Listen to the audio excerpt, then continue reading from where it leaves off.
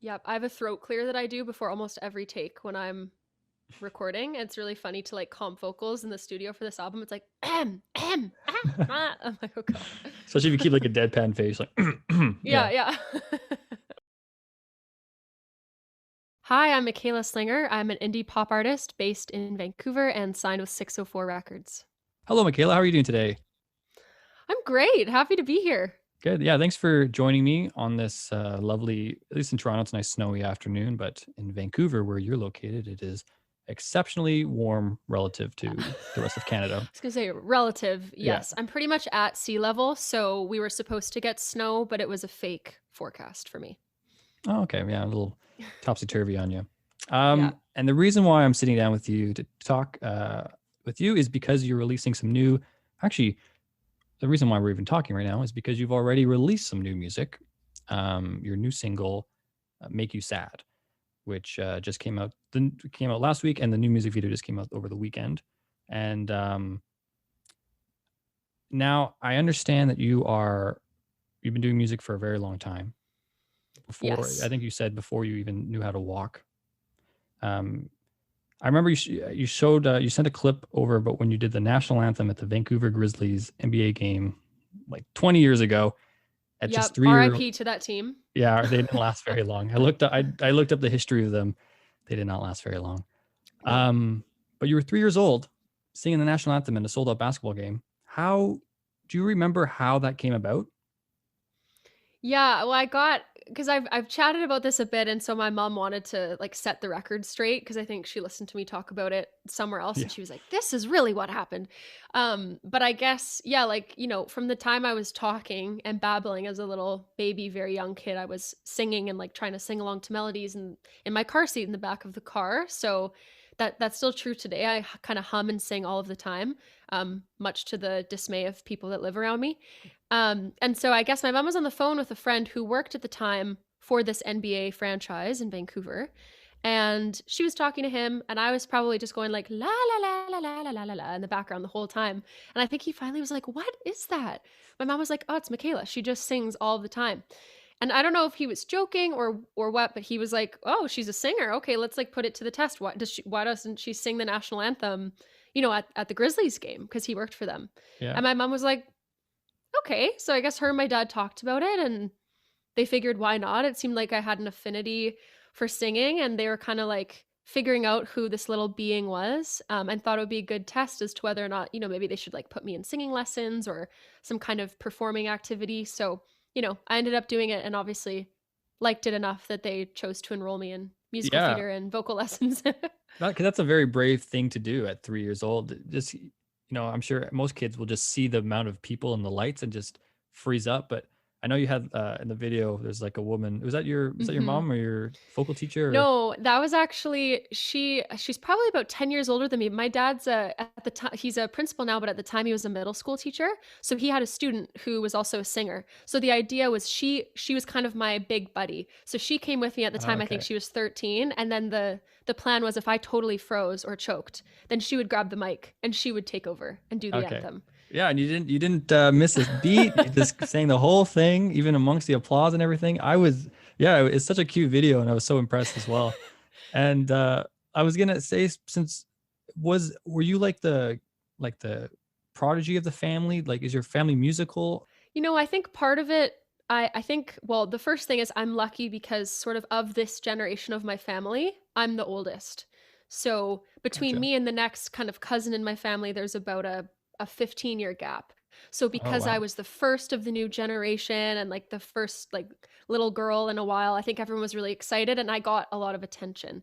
So who knows? Like shout out to middle and, younger children. I know it's a different ball game, but for me as the eldest, there was a lot of eyes on me, and so I think if I had a natural affinity for performing, that was definitely nurtured because I had a totally, you know, wrapped audience. So at any Yeah. time it's like my four grandparents, my parents, my family friends, my extended family.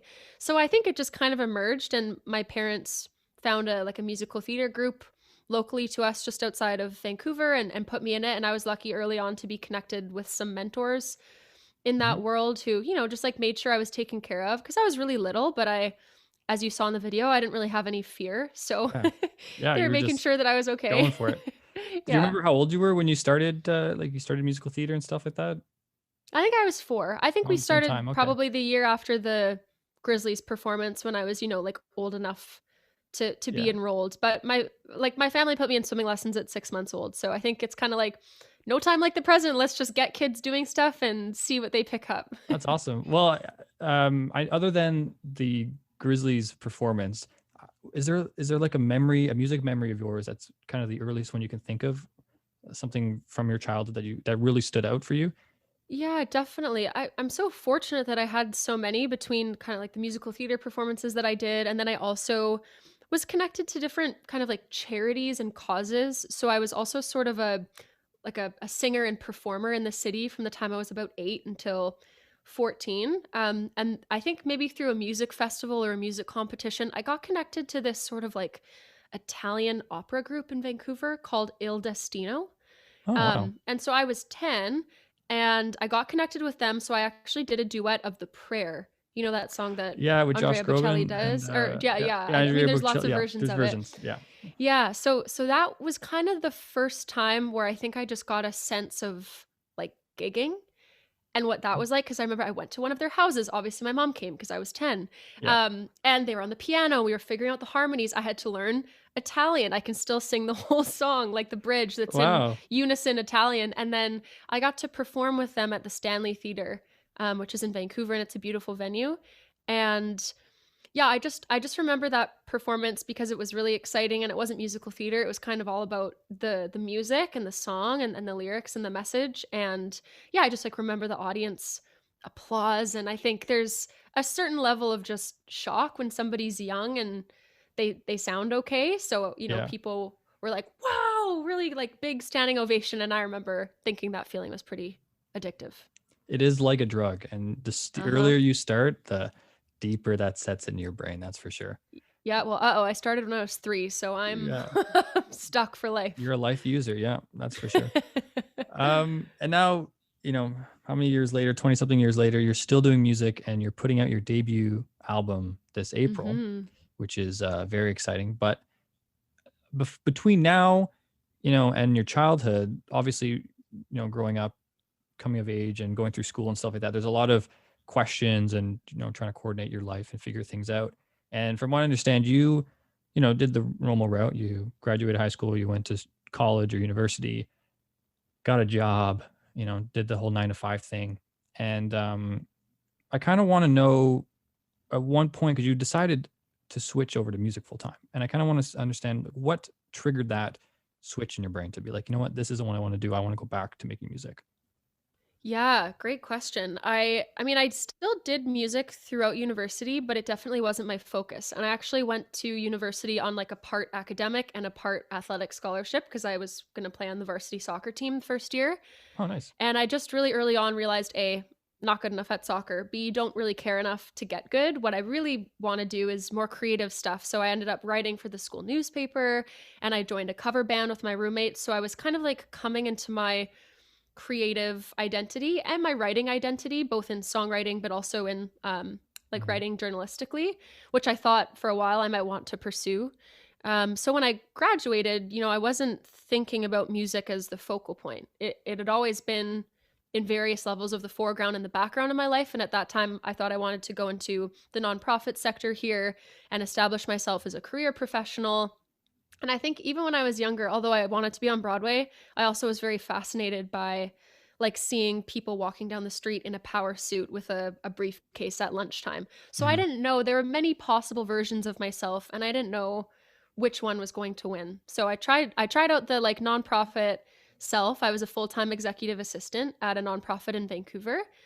And it like in theory, it was a really awesome starting point for me if that was the career I was going to pursue. But you asked me, how did I know I wanted to make the switch? I just felt heavy. I didn't feel like myself. I'd go to the office, I'd spend these days where I was pretty much alone in the office looking for things to do. And I'd kind of torture myself a little bit. I'd like be on Spotify and music blogs and magazines incessantly reading about these new artists and listening to what they were doing. And I was like, I think that I could do that, and I was writing a lot by myself at home, but I had no pathway into the industry at all. I didn't really know what I was doing. I had some friends who were somewhat doing music as well, but I would have had no idea how to release a song. And then I wrote my first single, Flux, in my living room. I was supposed to be writing a big grant for the government, for the nonprofit I worked for, but I was just getting distracted. I was writing a bunch. And when I wrote Flux, I was like, ooh, this feels different. Like this kind of feels like something I could actually release. It feels like a song that could be out. So I managed to meet a producer through a friend, recorded the demo at his studio. And then I remember biking home from that session at like 2 in the morning. And the demo was pretty fully realized after that length of time. And I was like, uh oh. Here we go again, right? It was that rush. I was like, Yeah. whoa. The feeling of listening to your song that's been in your heart and your head and you put it out there and it's fully realized. I was like, okay, yep. That's the feeling, that I'm going to be chasing for a while. And then it was a matter of getting all the other things in a row. How am I going to make this happen? How am I going to fund it? I'm going to have to leave this job. Oh my God, I've only been here for 8 months. I'm a sellout. Yeah. Well, and then I guess the nice follow-up question is, how did your family react? Like, were they, obviously I'm hoping supportive, but I'm sure there was some, bigger questions being asked, like like you already asked, like, how are you going to do this? How are you going to fund this? Where are you going to live? What are you going to do? Completely. I mean, I think I have a unique situation in that I think a lot of artists sort of have to, convince or constantly prove what they do to their families. But when I would call my grandparents, working at my nonprofit job, they'd be like, "Are you singing again? Are you doing music? Like, why aren't you doing music?" So I think because they saw it throughout my life, they really equate being musical and being creative with me and who I am at my core. So it wasn't that they weren't supportive of my nonprofit stuff, but they thought that I should definitely have music in my life in a bigger way. But of course, when I did quit and I told my family, I'm going to do contract work, I'm going to be like pretty much a precarious worker in the nonprofit and education sector because that's where I had work experience. They were apprehensive because I had a salary job, I had health benefits, I was 21, I just Yeah. graduated university, so I think they were nervous, but I think they also trust that I'll find my footing. And I'm also lucky, like I don't live alone. I live with my partner, and that makes a really big difference in a city like Vancouver or Toronto, where it is so expensive. And my family's nearby, so I always say, if worst case scenario, I have a minimum of 3 households that would say, okay, come crash in the basement, Yeah. find a job, and we'll feed you. So I'm super lucky that I have that safety net. I think it actually allows me the space to take risk. That's great. Yeah. And that's the other thing too, is you're able to take that risk, and B, you're taking that risk. Cause I know a lot of people Hmm. are, have that, if, think about like, oh, I could do this, I'm sure my parents will let me sleep in the basement for a bit, blah, blah, blah. And they just, they never take that leap. And, that's, especially at 21, that's a pretty substantial thing, because I know a lot of people around you, I'm sure, were, doing, sticking to their 9 to 5, getting married, having kids. I always bring this up when I talk to people, but Hmm. like, it's such an easy path to follow. And then, having the tenacity to be like, no, no, I'm gonna try something different for now. And that song Flux too is a great introduction for your music and that transition, I think, because it's kind of all about change, right? So Completely, completely. Yeah, it's about, feeling like you have absolutely no idea what you're doing, and 1 second you want one thing, and 1 second you disagree with yourself, right? yeah, So it was very much it kind of encapsulates that moment in time for me. that's great. And do you remember the first live set that you played after leaving your 9 to 5 at the nonprofit? Yeah, I think I played a couple open mic shows around the city. This was before I'd even released Flux, because from the time I recorded it to the time I put it out, it was about a year of trying to like make connections and figure out what I wanted to do. There's a couple small places. There's a cafe on the east side of Vancouver called Cafe du Soleil, and they host really great open mics. So I played there a couple times. There's a like donut shop a couple blocks from the place where I live now that I Nice. did an open mic at. And these are like I'd have maybe my parents would come and one or two friends, maybe a couple friends would drop by on their way home for a couple songs. So it was very, very low key. Yeah, but once you were up there in front of the microphone, did you kind of feel that heaviness was like kind of all disappeared, I'm guessing? It's different. I think yeah, I was fearless as a performer until I hit puberty, and then I just realized like, whoa, there's people out there and everyone is interpreting what I'm doing, and some people are going to like it and some people won't. And I think, I mean, I don't know about you, but I obviously I care a lot about what people think, and I think part of that is the world sort of telling you that that's what matters. So I've had to kind of align my artist compass with like, you don't actually need all 7 or 8 billion people in the world to like what you do. You need to build really meaningful connections with that first 100 people, that first 500 people, right? That's Yeah. what grows and nurtures a lifelong career. But I definitely get nervous, and it's a different ball game performing your own songs than it is playing a role in theater or singing someone else's songs. So even though I had so much stage experience, I'd never had stage experience where I was fully myself, just like playing these songs that I wrote for people. So it was different for sure. There are nerves. There still are. Yeah, I think that's, I don't think nerves are ever going to go away, but nerves are very important because I'm sure that they Hmm. kind of, push you in the right direction. You kind of need that going Yeah. forward. And now that you're kind of more situated in your path as a musician, because you just recently signed to 604 Records in Vancouver last year, which is Yeah. a big thing. Congratulations! I know that they helped launch, was it Carly Rae Jepsen, and Yeah. there was somebody else too that was fairly substantial. But yeah, they're very notable record label in Vancouver, which is exciting. And so this new song, "Make You Sad," we're finally coming back around to this track. Um, it's a very nice tune. There was one part of it, I think right before you go into the chorus, that reminded me so much of Fleetwood Mac, the song Woohoo! "Everywhere." You know, Ooh, do you know how much I love that song? yeah. That is such a compliment. I think it's not to get technical, but I think just like you go into like a perfect fifths into the chorus, and it sounds so much like that chorus on "Everywhere," and I was like, oh, Is this it is that like the oh yeah, ah, that's da, it, da, da, that's the da, da. one. Yep, yep. It reminds me so much of that, and I keep getting it stuck in my head, and it's a song about relationships, which is another important thing as as a becoming musician, and it's about your actually let you explain it because I don't want to take these words. So what kind of open up about what Make You Sad is all about? Yeah, well, I guess Make You Sad, the initial idea that I had, because this was actually the only sort of like three-way co-write that I did with my two producers who produced my entire debut album.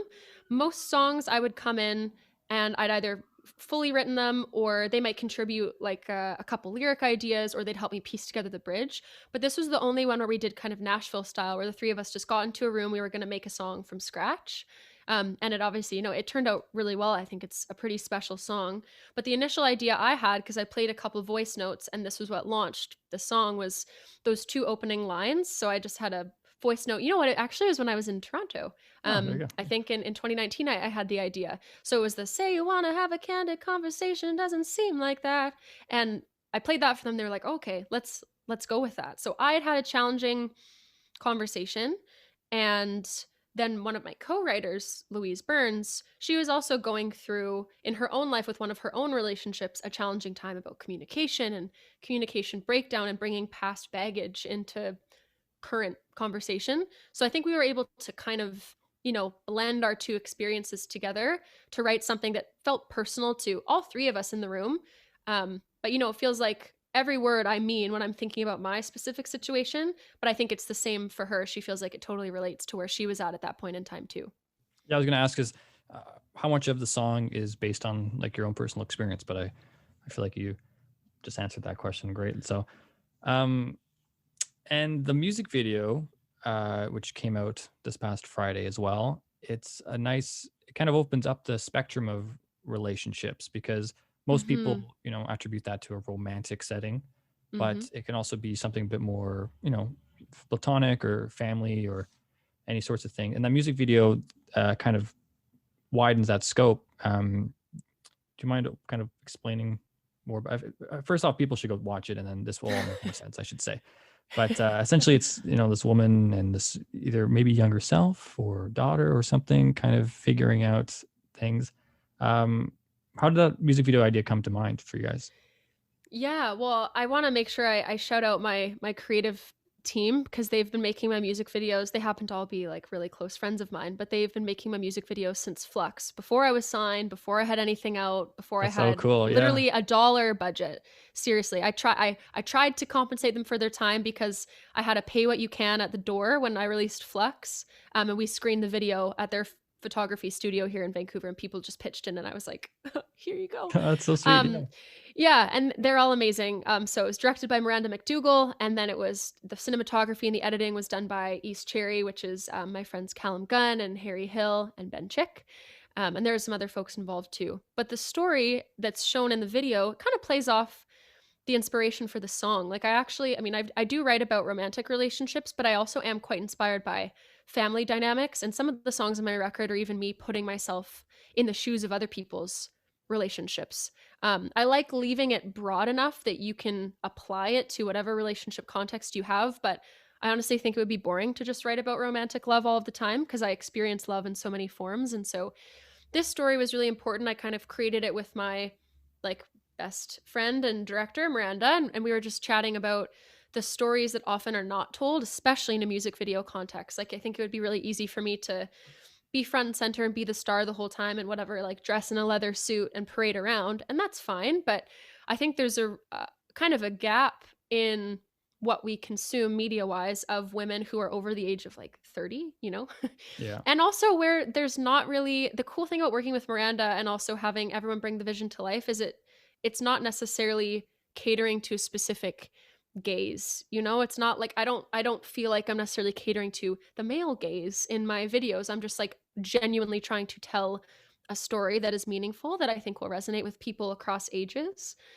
So for that to work in this video, I play the supporting character, as you said, and we have an incredible actor from Vancouver who plays the lead. She plays the protagonist, who is this woman in her like early 50s, kind of coming to terms with where she's at and missing her youth, but also trying to find security and power in where she's at. And she's already raised a family and she needs that closure of, you know, like things she wished she had said with her children. And now her children are having children of their own.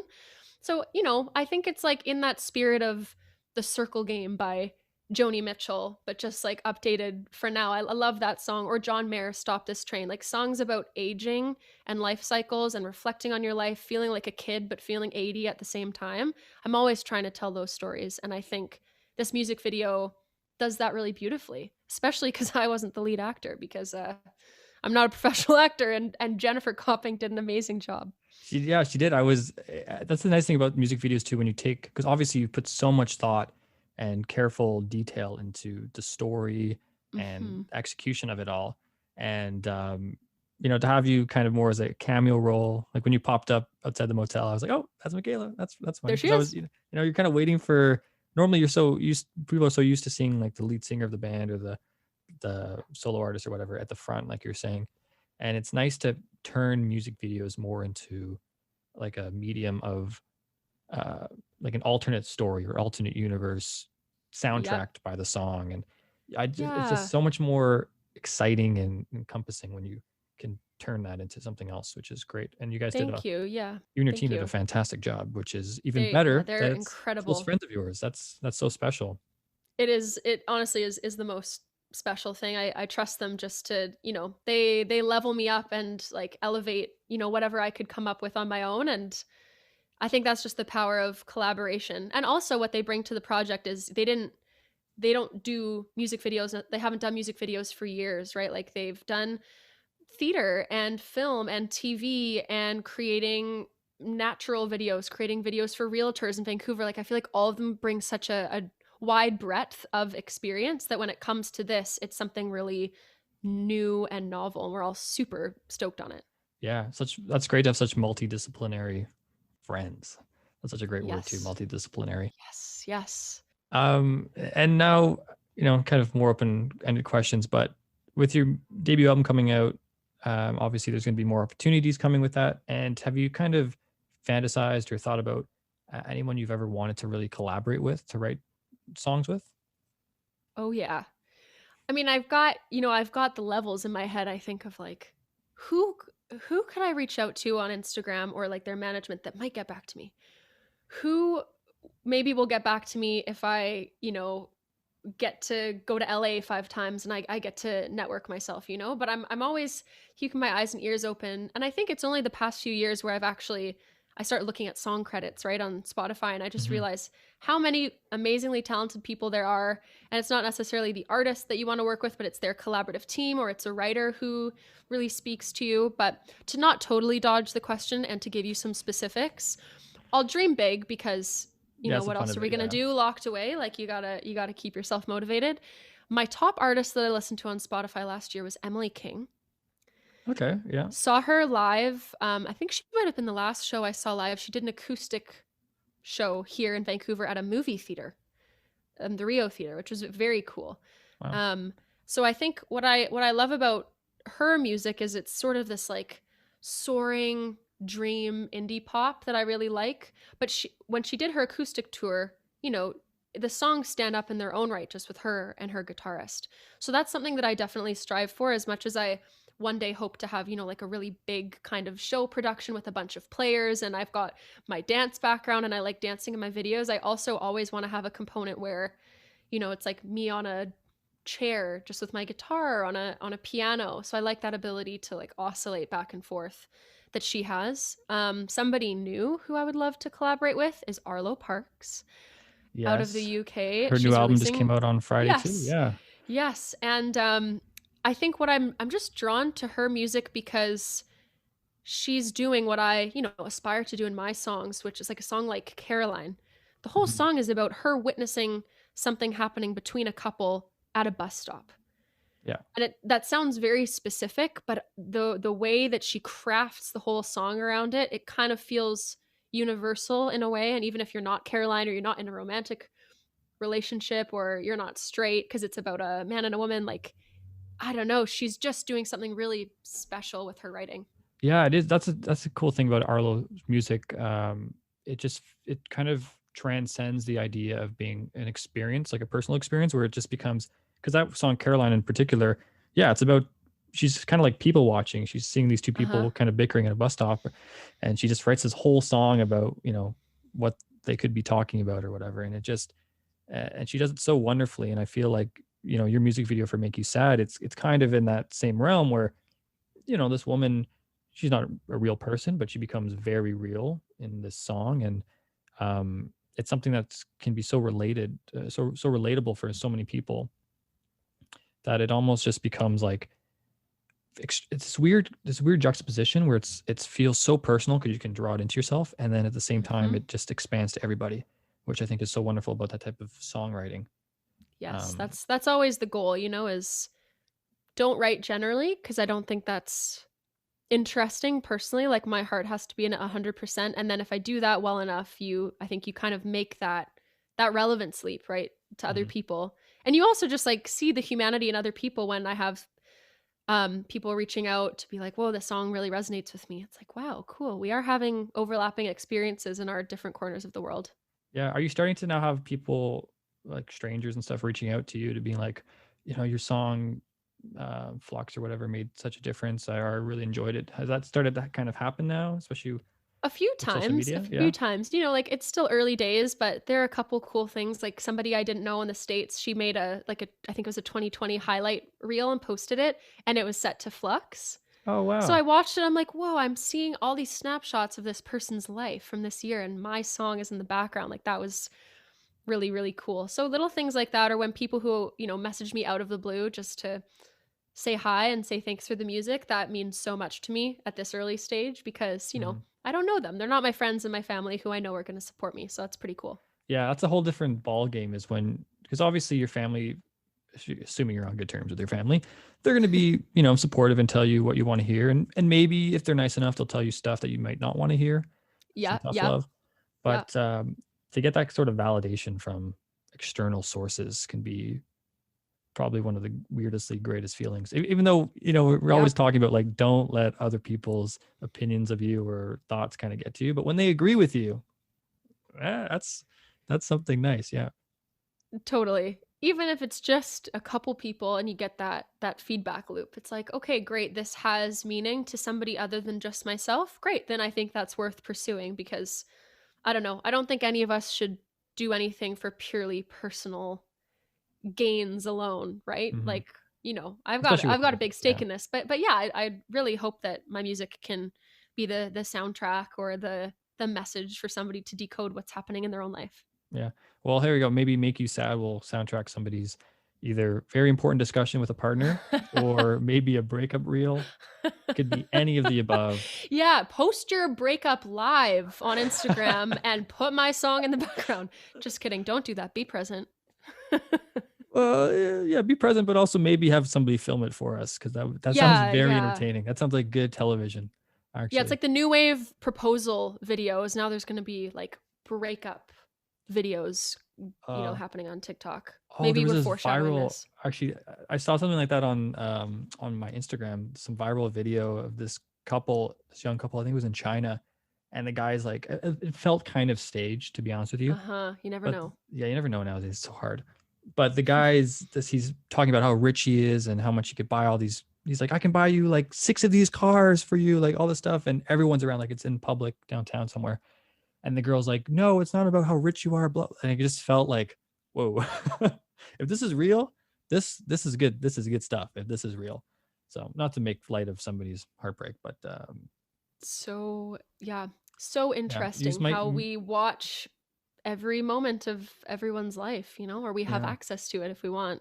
And at least you're making, people like you and Arlo Parks are turning it into a creative outlet at least. So that's a nice thing for sure. And so this new album, have you announced the title of the new album? I don't want to give anything away. Well, I haven't announced it yet, but I know what it is. Okay, you know what it So is. That's important. Okay, I I you know don't what have it to. is. Well, I'll just tell you because it's exciting. I'm really excited. It's called Panorama. It's my debut Panorama. album. It's out in April. Yeah. That's a great month. That's my Thank birthday you. month. That's why I said that. There you go. So listeners, remember to wish me happy birthday in April. That's the point of the story. While you're listening to Panorama.